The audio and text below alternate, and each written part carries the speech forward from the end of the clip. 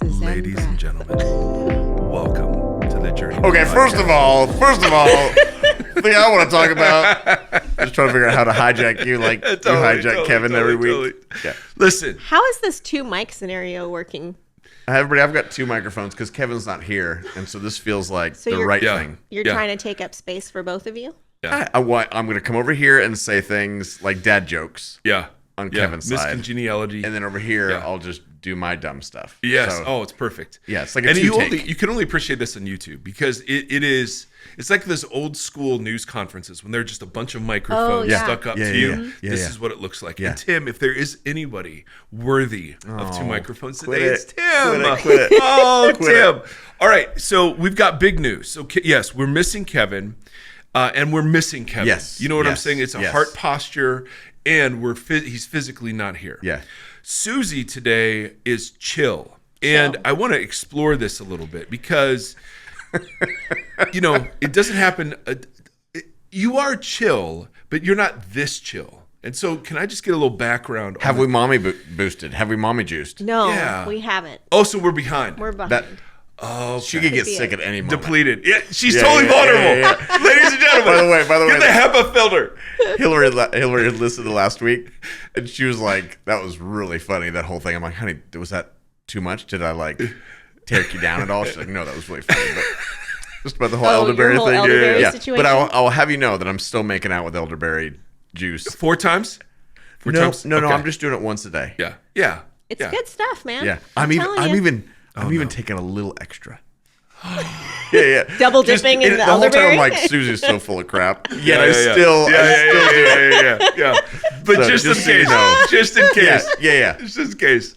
Like, this stuff is such BS. But Yeah. I'll try a little bit more. Just Yeah. we How go on a does that cruise mirror in your 2 life? weeks. How does it mirror my life? Oh. Let's talk about this weekend. Ladies and gentlemen, so we have a very chill Suzie today. Moved So on. let's, Tim, I've got one goal for us. Okay. And that is to see what it takes to get Suzie fired up about something. Oh my gosh. Like, So- in a good way? In any way. Either way. I Okay, mean, great. not angry at us. Yeah. Because Yeah, that that's happens way never- too much. Never good. No, we don't want that. Or angry at anybody. Yeah. But like, can we talk about? When was the last time I was angry at you? I think you were angry at me the last time because you've not been angry at me, and you wanted me to be What are you saying? someone You who don't is even know what you're saying angry right now. at. Wow. Yeah, you were angry that you haven't been angry. I don't remember that. That's funny. Nope. Yeah. Sometimes I open my mouth and I don't Yeah. know what's going to happen. What was Michael God Scott? squeezing your... So, ladies and gentlemen, we're doing great. Let's just do a quick check-in. All right, it's the new year. New Year. Right? Oh, speaking of New Year, geez. so yesterday, you guys, we were just hanging out, having a little chat. yeah. 4 of us. Yeah. Little With dish. Kevin. Yeah. And what was the whole premise of what we were talking I had about? to leave early. Mike had to leave early because I had an appointment. he had an appointment that's... Go. Give it a little bit. Well, no, I had to leave. I had I was doing another podcast at 2. Yeah. I had to leave at 1. And I'm like, guys, I'm so sorry. This was scheduled last year. This was scheduled last year, and it wasn't like... Yeah, it was like, how dare they... And I totally fell for it. Yeah. Susie was like, they I was scheduled like, a year out? A whole year out? A year out. And we're like, that is so stupid. That was 8 days ago. Last year was 8 days ago. It was like, yeah. Yeah. But it really was nice that they gave me permission. I just want to affirm you right now. You gave me permission Thank you. every January, first few weeks of January, to talk bad about something. Yeah. About somebody else. That they I didn't do emailed you last year. last freaking year. And you haven't- still have not It's so good. fulfilled your promise. I know we've had a date night since last year. Yeah. I mean yes, it's totally usable. Anyways, he tried to get out of it and get through it, and I just would not allow it. All right, Continue. It is so. It's a new year, New Year. and we don't do resolutions, do we? Right. I do not do resolutions.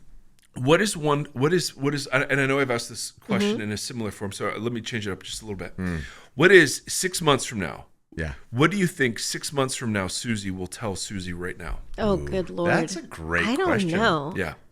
I think that's part of my angst is like, I feel like in the last 2 years, like all the like things we had in mind have been disrupted by different things. Boy, and I'm that's not true. saying that in That's like a true. downer kind of a way. I'm just like, Oh, this is I a don't chill really way. know. Yeah. Yeah. I think I actually am wanting to, instead of like thinking about 6 months ahead, I want to do a better job of thinking 6 hours ahead and just like Whoa. being like, what's being asked of me today and how can I show up Yeah. in the world today? And that for my personality, it feels wrong. So I feel like Okay. there's something wrong with the fact that Oh. I want to do that, Yeah. but I don't know. Yeah. Because 6 months from now, I mean, gosh, that's summer. That's, Yeah. I mean, I don't know. Okay. I don't know. Okay. I'm totally the opposite. I need that. This is such a crazy, great question for me to think about that place because I'm here right Yeah. now, Yeah. and Yeah. I've no clue what's happening the rest of the day. Oh, that's good. So let me ask. So wait. Which is a blessing and a curse. Right. But what do you mean by that then? You're opposite because I've become so much in the moment, which has been a practice that I've practiced, which is awesome. yeah. Yeah. But it also really hurts for any kind of momentum towards a goal or a makes hope sense. for the longevity of health or Yeah. what am I really looking forward to? I'm like, well, Yeah. lunch. Yeah. You know, we're gonna get through this. I know we're gonna have another staff meeting and pray for all the Yep. prayers, and then. But I'm not thinking, Yeah. Yeah. All right. So, which you are, which I love. But just for today. Like Suzie- typical me is thinking 6 months ahead. Yeah, that's what I'm saying. you Like know? that's And I'm not doing that. all you right, need to go that way. I need to go the other way. Yeah. It's 10:25 in the morning. Wow. What will Suzie at 4:25 this afternoon want Suzie now to know? Like for me, my 6 months, Mike is going to say, listen, prepare for bikini season sooner. Okay, stop eating ice cream. I guarantee that's my July Mike or June Mike is We going to enjoyed say. ice cream sandwiches together last night during the Trader Joe's. national championship. We sure did, and they were glorious. Oh, they were glorious. They really were. So, So what would you want to future tell Mike? Mike Future last Mike, night? yeah. Future Mike says, "Shut your yap." Okay, say no. It's okay. It's okay to be emotionally like not connected to food. Yeah. Yeah. Bikini season starts now. Yeah. Okay, in other words. All right. So, what's Suzie at 4:25 gonna say to Suzie now? If you're listening, people, you got to come up with your own answer and let us know. Continue. Okay, that's a really great question because at 4:25 I will be sitting halfway through Nathan's basketball game, Oh, I like that. and typical me would be sitting there at that time thinking of all the things that I didn't get done today. Oh, nice. And what I'd like to do at 4:25 is just really enjoy the game and be there and be okay with whatever happened today. I love it. I know, but that's so hard for me. What if we? I mean, even yesterday I was sitting here with Rob. We were working in the office space, and I was feeling so frustrated. And I was telling him, I feel like I'm not being productive because I'm not doing the things that I want to be doing right now that I thought I would be getting done right now because something else came up that I had to work on. Yeah. And he was laughing at me saying, "But you're doing a lot right now." Yeah. And I'm realizing like the sickness that I have in productivity is just like I never feel like I've done enough. Oh, I love that. Yeah. So I need to get rid of that. So 4:25 you is going to say to you now, hey, enjoy the game. Yeah. Well done. Yeah. Oh, I love that. Boom. Look Yeah. at this. All right, Tim, how about you? 6 months, Tim. I don't know. I Tim. need to process this question. I love it. Okay. I do, because what's so funny is Suzie, part of your beauty and gift is in the 6 month out. Like your ability to hold all these things and to get so much done. I mean, it really is some of your just beauty. But yeah, there's the yang that's not allowing you to do the other thing. And my beauty is in The yang. in the moment. In the yin. Yeah. True. Yeah. Yep. Yeah. Gosh, I feel like it was a year ago. Oh. I So love anyways, trying to figure out. So are you trying to be more future focused? Like, are you trying to, like what Moy, are you doing? so with one of my other jobs, Moy, she's like, hey, can we have a meeting just about going through planning the whole year? Like, hey, this is what we want to do, get done by this time. And I'm like, oh, yeah, I didn't even think about that. I'm just thinking of, Yeah. gosh, what do we have to do today? And I have 3 jobs, and I'm so overwhelmed. Yeah. And part of my overwhelmed is I'm just every day reacting to which job needs me the most at this moment. Yeah. And that's not a great way to live. So I would love to figure out a way that my brain would do that well. Because I can't be like you. I just don't have that same makeup, but I need some of that stuff. Like, I need to figure out how to do that better. So I don't even know how to answer your question. I just know awesome. that's a place that needs growth. Yeah. What about you? Besides bikini season? That would be the one. No, you need to give us something more than that. Okay. Well, that might be the one. I mean, bikini season's tied to a lot. Okay. Yeah. So what I'm realizing is I'm in therapy. So my other question was going to be, hey, what'd you learn in therapy last year? Oh, that's good. Because we want to normalize, just talking about this and having that be a very fruitful expression of spirituality. It's not something opposed to spirituality. But one of the things I'm learning is I'm learning to be human. And and what that means is that I have a should voice. I've never, my therapist always, I think we've talked about this. I don't remember. My therapist we start every session by him saying, hey, what do you want today? And that question befuddles me. I just am like, well, I want to get my money's worth. I want, right. I want fixed. I mean, whatever it is, right? Yeah. But he keeps forcing me, even as we're, engaging. He's like, okay, so if I give you, if you get this, what will that do for you? Right? If you get clarity on this, then what will that clarity do for you? He keeps pushing me into desire. And I was always taught, you don't ever ask the question, what do I want? You're always asking the question, what does God want? And of course there's a balance there. Absolutely. But I was so far on listen, I solely exist as a spiritual vessel for God to use. I don't exist as a full human with frailties and habit patterns and dynamics and relationships. And so I'm kind of learning to unpack sort of these things. And I've realized that I'm not super aware of my body. I don't pay attention to what's happening. I live in my head. And so when I'm anxious, I'll engage in behaviors like I love celebratory eating. And I've never understood why that is such a big deal to me. Like it's an emotional thing. It just speaks like fun and connection and whatever. I eat ice cream sandwiches. Oh, with friends? Yes, during football games? Absolutely. But I'm not present in that. That's an automatic thing that's happening, disassociated from me. Does that make sense? It's like... Has it become that? Like there's a good part of that, and then there's the... Yeah. No, there is a good part to that, absolutely. But it's I'm managing my emotions without realizing I'm managing my emotions. So instead of being present to them, being curious about them, attending to them, what I'm doing instead is I'm just sort of living in my head and not paying any attention at all to if I'm anxious or sad or angry or frustrated. I'm not even aware of that. Yeah. And then all of a sudden something will happen and I'll react to something in a way that's sideways. And I'll have to trace it back to, I've really been anxious for the last 2 weeks and I had no idea. Yeah. Does that make sense? Yep. Yeah. So part of being human for me is a healthy relationship with food, where I'm being present as I'm eating and I'm not eating doing something else. Does that make sense? Yeah. Like I'm present. So my 6 month, Mike, yes, the joke is the bikini line, which I think is hilarious. Yeah. But the deeper one is be engaging in practices that allow me to be fully present to what's happening in my body. And I'm growing in that. So if I get really frustrated at something, instead of acting in frustration, it's being curious, right? It's like, okay, so what's happening here? It's that pause of, instead of reacting, I'm responding. Right. That's so Suzie and I talk and we joke all the time about big feelings. So we have big feelings. We do have big feelings. We do. And sometimes they come out of nowhere. Yeah.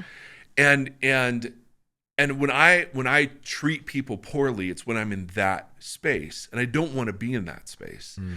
And so I'm learning to attend to all of this internal stuff that is human stuff, right? It's not bad to want to celebrate using food or to enjoy food. It's not bad to feel angry or sad or anxious. But nothing in my personality or in my Christianity taught me that was important. Do you know what I mean? My discipleship was always in my head. Yeah. So are you aware of how you feel those things in your actual body? I'm becoming that, yes. Yeah, I'm much more. So you'll see me sometimes sitting like this. So this is his me. hands Are crossed. Yeah, sorry. Clasped. Yeah. YouTube. Yeah. No, and that's me. He's giving me the bird right now. Yeah. I'm very aware. But I'm very curious about it. Continue. But this is me like paying attention to my body. And like I'm like, oh, okay, so I feel anxious about this, and I'm just proud. So I'm channeling the anxiousness. Where do you feel it in your body? In my chest. Okay. So I had an irregular heartbeat for years, and so all my anxiety manifests in my chest. It feels like tight and stuff. Tight, or it'll be like, oh, my heart's beating too fast, or anxiety is so insidious because it'll manifest wherever trauma happened, you know? So because I had scary experiences with an irregular heartbeat, it'll manifest there. And then the lie is, well, because it's manifesting there, it will cause the irregular heartbeat, which makes me then fear it even more. Yeah, circle. It's so insidious, right? So grabbing my hands and clasping them like that is a way of trying, of attending to, yep, I feel anxious. And I'm trying to center right now. I'm trying to it's like a form of grounding. Yes, grounding. I thought that was a bad word when I was growing up, to be grounded. Really? Now to be grounded. Oh, grounded. He's being super stupid. I thought you meant like the psychological. I should have given him Kevin's mic on that one. Well, because we were taught that a lot of psychological stuff is bad. Yeah. That's why I'm asking that. Yeah. Like that would be like too new agey and weird to practice a grounding exercise. Totally. And I would have thought that for years until I started wrestling with anxiety and realized, wow, deep breathing, like positive meditation, like all of those things really help. Because God gave you a body to do those things. That's the theological learning. Yeah. Is that the way I'm an image bearer is through my body. For some reason, I always think I'm an image bearer in my head. Yeah, or your soul. Yes, exactly. Exactly. But don't you think that's partially because that's what you were praised for most of your life? And absolutely. And that the gospel I received was a gospel that said the only important part of you is the invisible part of you that goes to heaven when you die. And that you think and believe the right things. Exactly. So my whole discipleship was of the mind, right? Be transformed by the renewing of your mind. And is that important? Utterly and absolutely. Yeah. But that was almost exclusive. There was no emotional discipleship. There was no physical body discipleship other than, hey, when you get the weird desires, just don't say yes to those. Yeah. But there was nothing other than abstinence. There was nothing about desire formation or channeling desire in different directions. And so one of the things that when we went through Genesis 1 that was so thick over me as I'm learning this in therapy and then studying the text is that it's in our humanness that the glory of God is displayed, not in our spirituality, but in our humanness. And our humanness includes eating, drinking, right? Laughing, crying. I mean, like the full range of just humanness. Yeah. And it never occurred to me that we image God in having emotion, in dealing with bodily feelings, sensations, desires. Again, it was all intellectual. It was all in my head, and it was all believing certain things. So I love what a mutual friend of ours, talked about when we're talking about at least this modality of therapy I'm in, is.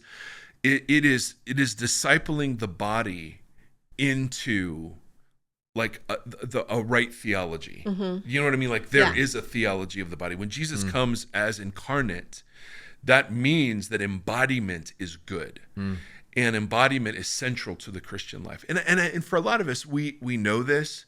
For me in my journey, I was very much by personality and by upbringing, very much focused on the intellectual side. Yeah.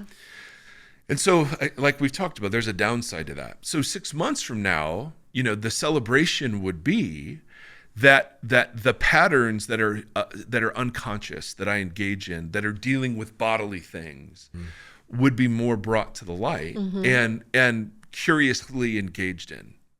So because if I overeat, then the shame comes in. Then shame leads me to isolation. And usually what I'll do, and this is so toxic, and I really don't like sharing this right now, but if I don't feel shamed enough, I will eat more in order to reach the bottom of shame. Yeah, totally. Yeah. Totally. Might as well go. If I'm going halfway. Yeah. And it's just the dumbest thing. So, but I do the same thing with if I'm feeling not productive, and I'll just I'll start to that's when I start to scroll, and then I'll think, I'm not doing anything, so I'm just might as well just throw the whole thing away, and then I'll go even lower, so that I go into that terrible place of shame. Yeah, that's it. That's exactly right. Yeah, and I'm sure that's true of all of us. But the curiosity bit of that, being curious about, okay, what's happening, and then leads me to be much more compassionate with other people, and then learning to, and I hate the way this sounds because this is my evangelical coming out, but it's I don't want to be full of self-compassion, right? I need to be truthful and confess my sin and all the things. But I've also found that doesn't help.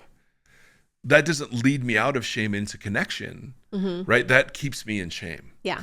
So my therapist was great. He was like, the opposite of shame is connection. And I never, ever thought, and that it brings emotion to me because I was like, wow, that I've never considered that. And when Jesus is meeting people in their shame, he looked at the woman, he started writing on the ground, bro. He shared in her shame. Oh my goodness. Now we're talking, right? Yeah. So all of this is connected. And what I love is that it's totally consistent theologically. The brain part of me is happy too, because this makes sense that if the gospel if salvation is embodied living in new creation, if that's what salvation is, then working out salvation currently is embodied living in old creation with a new creation spirit and family and whatever else. So it just sort of makes sense. But I think that when you say something like that, a lot of us immediately think, well, it has to be perfect, and when we mess it up, it's sinful, and then it's therefore not in God's image. Right. And yes, that's so good. We take out the whatever the equation is that God has already considered our failures. Taking those into account. Yeah. Can you put that into a actual circumstance? Well, I mean, one of the questions that came up over the weekend when we talked about bearing God's image was, what does it look like to bear God's image? Because we're not ever going to be perfect like God. But what I think currently is happening is that when God invites us to become image bearers of him, it's a becoming, right? It's not you are all of it at once, right? It's you're made in his image, but you're also being invited to become like him. And so there's this whole process of living that involves covenantal love that God gives to us, right? Because it's unconditional love, which means if he says it's covenantal, agape, unconditional love, that means that there are conditions that supposedly would make one not worthy of love. But he's saying, no, you are worthy of love, and it's unconditional. There's grace, right? Which means that, there's an understanding that there's going to be a need for grace, right? If grace is being offered to you, there's an understanding that there's a need for grace, that there will be sin, and where sin abounds, grace abounds even more, right? And then there's this empowerment of the Spirit that God gives us to help us become more like him, right? And so we have these we have this relationship with God, but we're also invited to have this relationship with other people that mirrors this relationship with God. And I don't know about you, but I mess it up every single day, you know? And so it's like that has to be part of the equation. But I think somehow many of us somewhere in the recesses of our minds believe that if we don't get it right, we haven't gotten it at all, when it really is the repair and the restoration is part of bearing God's image, right? Totally. I mean, it's kind of like your story about you and the pickleball dude. Yeah. You know, you were saying, did I look like Jesus? Yeah. And like, actually, yes. Yeah. The repair. In the repair, In the yes. repair. The repair was where the restoration was happening, where you were actually. I chose humility. And that's where people see Jesus, Right. because they see him in the repair. They don't see him when everything just seems perfectly fine and aligned all the time. Yeah. Because that's not reality in the world that we live in. That's right. That's so helpful for me as a parent. Well, Right? think about this. So I had a spiritual director named John Coe who runs this Formation Institute at Biola out in California. And he would talk about how God meets us in our badness. And the worst way to hide from God is by being immoral, because the best way to hide from God is being religious, because I can cover up my badness with my attempted goodness. Yeah. And that's been my move with God forever. I'm going to do better. I'm going to have accountability. Yeah. I'm going to do the spiritual things, right? Yep.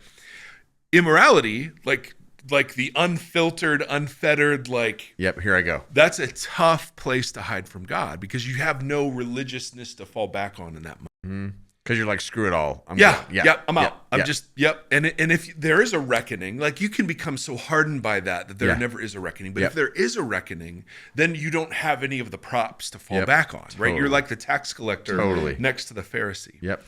And so he said, we have to feel God's love in our badness. Now, he then took that about parenting, and he said, if the opposite of shame is connection, then what we do when our kids blow it is we add to their shame and disconnect from them. We send them to their rooms, we punish them. We ground them, yes. But I mean, and that just teaches them to be moral and to be religious and to manage their shame by themselves through their performance. And that blew me away and totally revolutionized how I want to parent. Because I would rather not react in my kids' shame and connect with them in their badness so that they know they're not alone, rather than, here's the punishment, here's the hammer, here's the consequence. Now, of course, there are times when that has to happen, no doubt. Right. Yeah. But it's much fewer than what I want. And so that totally changed the way I try to be married. I try to relate to my friends, and I try to relate to my kids. But again, that's easier for me to do than with me. Yeah. Right? Because with me, when it's shame, I just want to go crawl in a hole somewhere. But that idea that what God does is meet us in shame, connect with us in shame, love us in shame, if we're willing to abandon the religious props, that has been the single most transformative aspect of the gospel. Like personally, but also in my sphere of relationship. Yeah. To meet people in their badness and show them they're loved, bro. And that's why when we get to evangelism, we use badness as the reason they need Jesus. Right. There's no personal connection there. It's you're going to fry because you're bad. Because you're bad. And here's Jesus. You've lost connection because you're bad. Exactly. And it's just not what Jesus did when he was walking the earth, right? Nor was that the preaching of his apostles. So But people have built whole theologies on that, right? I mean, people have they go off of the whole idea that God can't exist anywhere where there's sin. Or his face is turned away from you until you invite him into your heart. All of that language has been pretty prolific. And there are verses that when you God hides his eyes from the wicked. Absolutely. And so we have to talk about what that means, because the biblical testimony of God interacting with people, the only people he interacts with are imperfect people who sin and Bad hide from people. him. Yeah, exactly. Those are the only kind of people there are in the Bible. And so, Right. yes, So there are. reconciling those two, you can't have. Yeah, Totally. That's so true. It is. So what's the difference between the righteous and the wicked? There is, I mean, if I had to pick a word, it would just be humility. That those that encounter God and God favors them are those whom they are willing to put their hunger and thirst for God ahead of their pride or ego.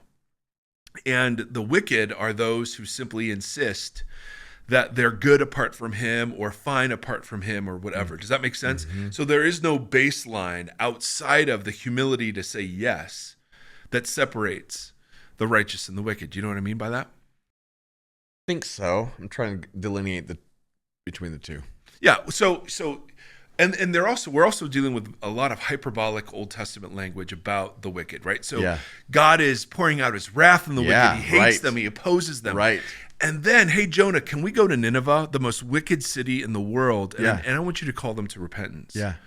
Right? Yeah. And so it's like, yes, and both are true. God is pure, perfect, morally good, and absolutely set apart. Absolutely.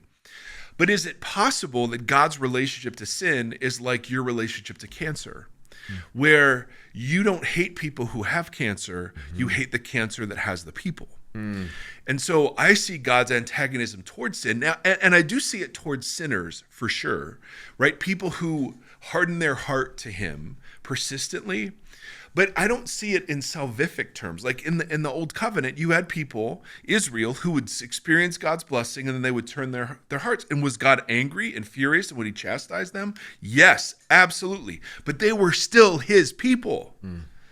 Right? They never stopped being his people. Even when he sent them into exile, they were still his people. They were saved by grace. They were not fulfilling the role that God had intended for them. Does that make sense? Yes. So for me, even under what we would consider to be like a very legalistic agreement where you do this and I do this, literally the first of the 10 commandments is, I rescued you out of Egypt. There it is. Don't worship any other God before me. And so the whole thing was grace. So, and that's the way, I think God hates some of the things that I do. There's no doubt he does. Because as one who knows him and knows better, because I've tasted the goodness of life with him, I think there's an extra spicy, like, bro, you know what I mean? Like, come on, man. I'm in a different scenario than somebody who never heard this stuff. So I do think there's an extra spicy bro to that. Or bruh. Or bruh, depending. You know, if it's the spirit, it's bruh usually. But at the same time, that's evidence of my salvation, not an opposite action toward it. Does that make sense? Pushing it away or nullifying it. Exactly. The fact that he is angry about this particular thing, or he stands against that particular thing, is evidence of the fact, and this is the argument of Hebrews, God disciplines those he loves. Right? If the worst thing God can do to somebody is give them over. Right? Romans 3 times he gives them over, gives them over, gives them over. So I always thought God's mercy is when he doesn't do anything, right? You do something bad, you're in an addictive pattern, whatever, and nothing happens. I thought that was his mercy, but that's his judgment. His mercy is when, either through natural circumstances or some other way, it blows up and you get found out. Right? That's his mercy. So that's so good. I've just totally reconfigured how I understand there is no condemnation in Christ Jesus. Absolutely. But does God hate some of the things that I do and what they do to people? Utterly and absolutely, as he should. Right? But that doesn't separate us, because I experience exactly that with my children. Right? So when my kids choose something, there is a mix of anger and grief. Why would you choose this? Right? That doesn't make sense. That you know better, you've tasted better. But none of the relational dynamics are affected. I still love them in their badness, right? But I'm opposed to that bit of action that they're putting on display.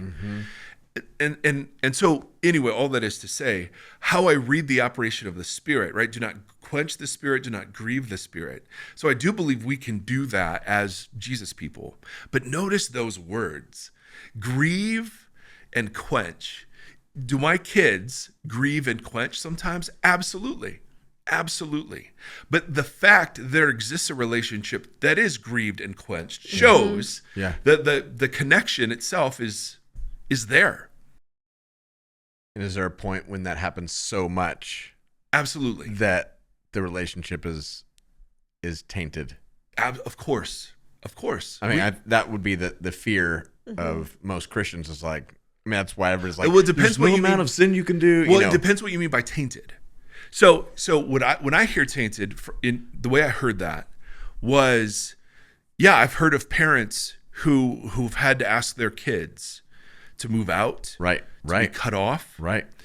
And I've seen that done punitively with a great deal of anger and arrogance. Yeah. And I've seen that done with such grief and yearning love. Yeah.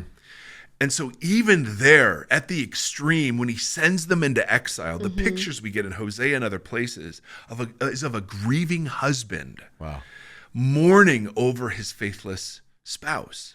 Right. Still there, still waiting. I mean, even after the big judgment passages in the prophets, there's always, Hosea is great. I'm going to go into the wilderness. I'm going to send you into the wilderness. And then I'm going to meet you there and allure you. That's the phrase that's used. I will romance you back to me. Right? And both are true. Now, granted, a lot of this is God using human ideas, concepts to communicate like the emotiveness of God. No question about it. But I think there's something deep and true in that we experience in our image bearing in family relationships, right? For better and worse. And that we get a window into the Spirit's dynamics with us by how, in our best, we're able to be and walk with our family members, but also at times have to, the relationship is tainted. Yeah. But it's not severed. but not broken. Yeah. Exactly. Right. That's it.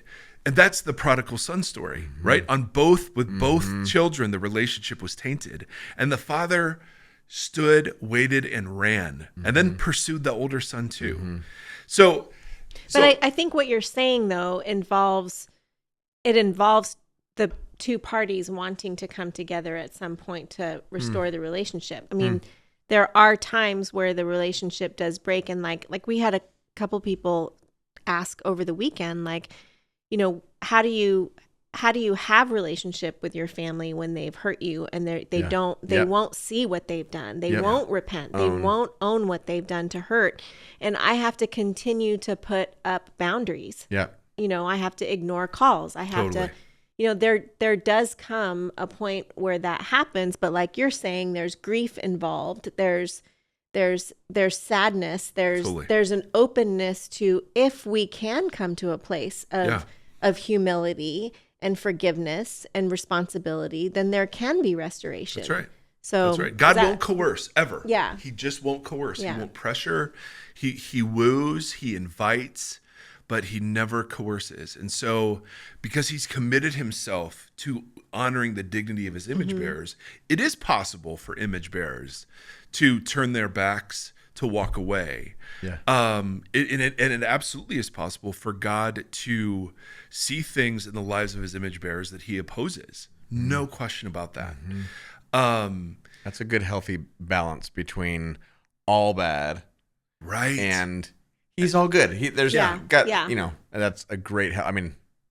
It's so simplistic, but that's a really healthy balance between the two. That's really helpful. That was earlier therapist told me about something called the good bad split. It's the shame response, right? Yeah. I'm either great or I'm just really I'm the worst. Yeah. And he's like, well, what would happen if you're both at the same time always? Yeah. And that was big for me. Yeah. And then to realize that God can sit in that with me, to not approve of the behavior, but to see the source better than I ever could, to trace it back in compassion to things I wasn't in control of, right? To join me in curiosity, And then to allure me into repentance. Yeah. Right? It's his kindness that does that. Yeah. And so it's just, I'm not afraid anymore, which is new-ish in the last 10 years, because I'm also learning it with my children. So I'm learning on both sides as the object for sure. of this kind of fierce love. For sure. But then offering it, right? I mean, that's one of the gifts of parenting is you realize, it is possible to really oppose something that somebody has done with everything you've got and to love them more fiercely than you thought imaginable. And that's the reason you oppose the thing they're doing, right? And that anger and love aren't opposites.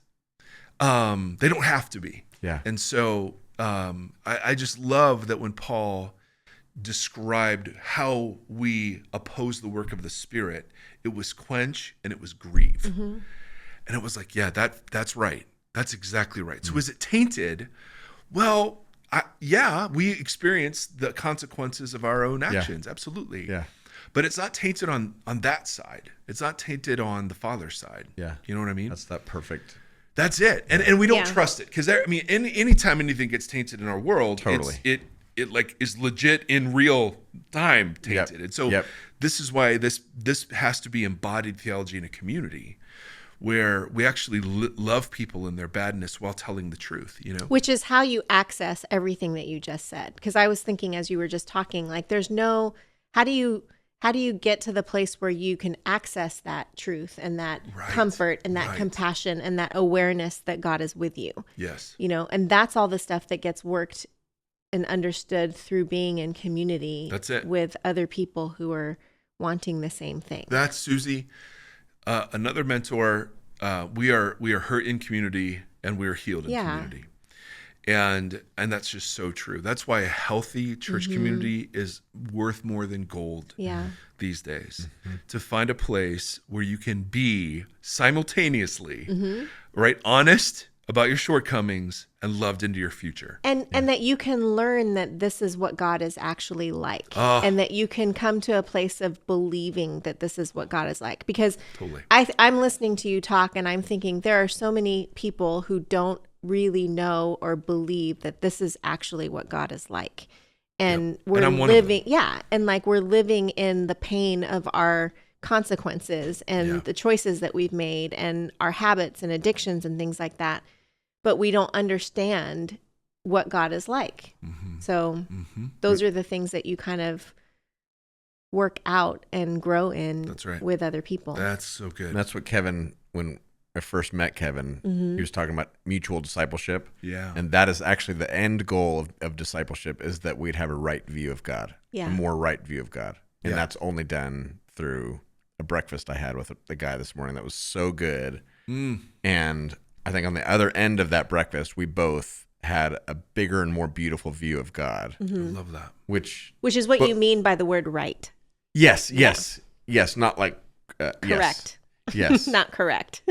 It includes correctness. It's big. Yeah, it's bigger than that. A whole view. Like if there was wholeness. Yeah. That's good. We have to go to staff meeting, guys. Yeah, we do. This was great. A really good conversation. We should record this. We should have recorded that. Maybe on one of those two mics. Yeah. Well, this is Kevin. Yep. Wrapping it up on this microphone. I was going to say something. I got nothing. Thanks, everybody. Bye. Thanks, everybody.